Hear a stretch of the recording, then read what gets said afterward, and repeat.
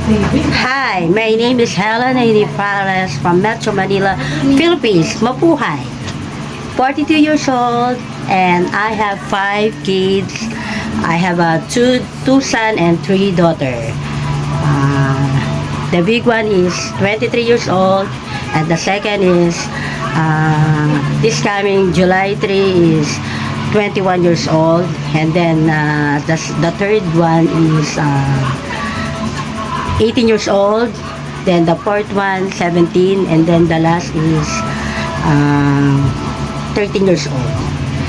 And then I work at Saudi Arabia almost 3 years and 2 months. And then my job every day, I clean the house, washing clothes, iron clothes, cooking, and then sometimes I take care the baby. And then for my future employer, I promise I will do my job. And then if you have some to do, I'm willing to learn more. And then if you have baby, I'm willing to take her. For example,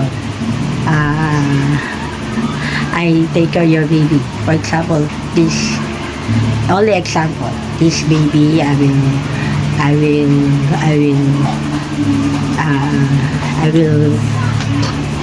will do to sleep. Example.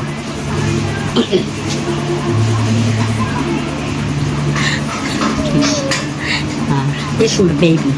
For example, twinkle, twinkle, little star, how I wonder what you are. This is my baby house.